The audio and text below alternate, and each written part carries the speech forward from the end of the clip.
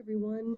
We're going to talk about using density as a conversion factor in this video. And you may remember that density is defined as mass per unit volume, and it's a property of matter. Here are some examples of substances with different densities. Here you can see oil floats on water because it's less dense, and that's why you get this rainbow or iridescence. Maybe you've seen this after a rain event because oil and water don't mix and oil is less dense than water. The most common units for density are grams per cubic centimeter. So the density of water at room temperature is 1 gram of water for every cubic centimeter of water.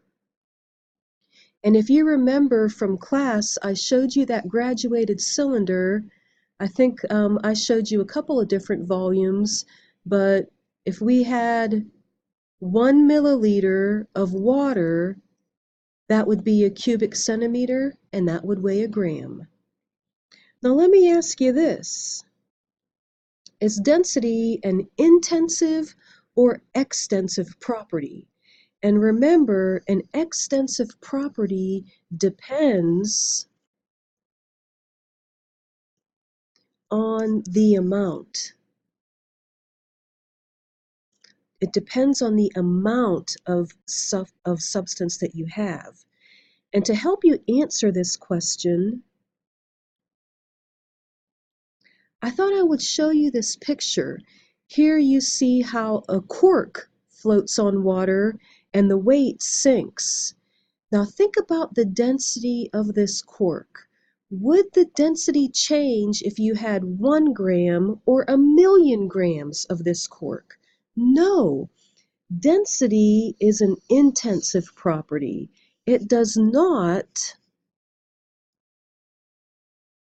depend on the amount of stuff you have. So let's see if we can do some problems where we incorporate density again, using it as a conversion factor. So here we go. We have a gold bar. I don't know if this is necessary, but it always helps me to visualize what we have. So this is our gold bar, and it has a volume of 639 cubic centimeters. So that's gold. And they want to know, how many kilograms is this? How many kilograms of gold do we have? And they've given us the density, and this is a conversion factor. This is saying that for every 19.32 grams of gold, I have 1 cubic centimeter of gold. That is a conversion factor. Now, some of you, as soon as you see the word density, you're going to want to say, well, density is equal to mass per unit volume. And in this problem, they gave us the volume. I'm going to have to solve for mass. So mass would be density times volume, and that's fine. That's fine if you want to do it that way, but I usually use density as a conversion factor. Let me show you what I mean. They gave us the volume, 639 cubic centimeters of gold, and we're supposed to find the mass. Well, we've got a relationship between mass and volume, don't we? So they told us how many cubic centimeters of gold that we have. We know that for every 1 cubic centimeter of gold, there are 19.32 grams of gold.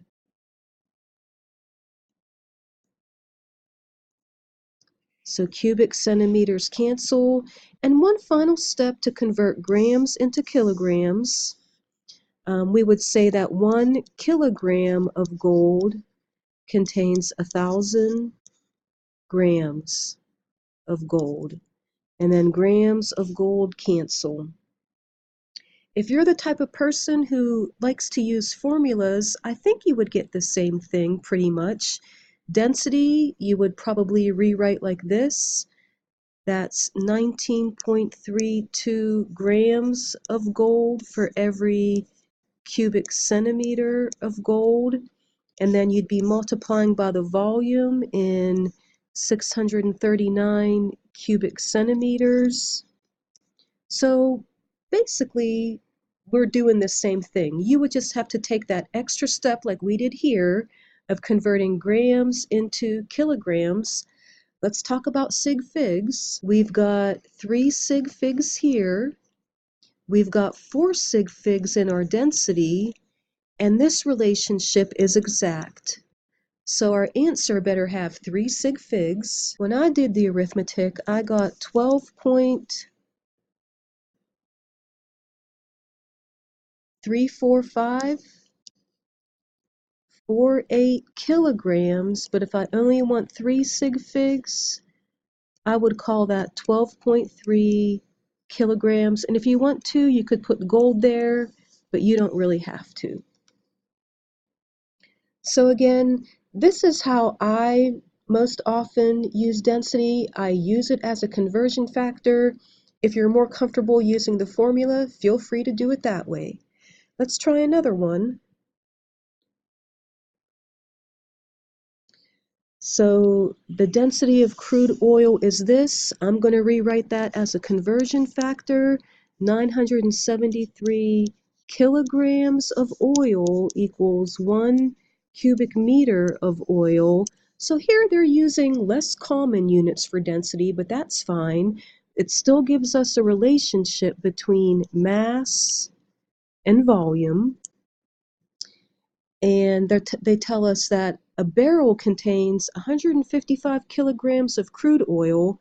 Well, you know what? That's also a conversion factor. 1 barrel equals 155 kilograms of oil. They want to know how many liters of oil are in 1 barrel. So the question really that they're asking is 1 barrel of oil equals how many liters of oil? So we know that 1 barrel is 155 kilograms. So if you want to, you could write this first step, but I don't think it's that important.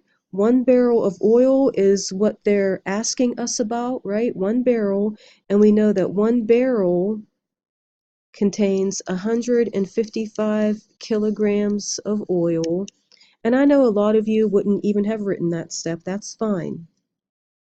So we know the mass of oil, we need to convert to volume using density. So for every 973 kilograms of oil, there's going to be 1 cubic meter of oil. I've used density as a conversion factor. Kilograms cancel. And one last step to convert from cubic meters into liters. I guess I forgot to put liters there. And I think we may have a conversion factor for this. Yeah, look at that. 1 liter is 1/1000th of a cubic meter.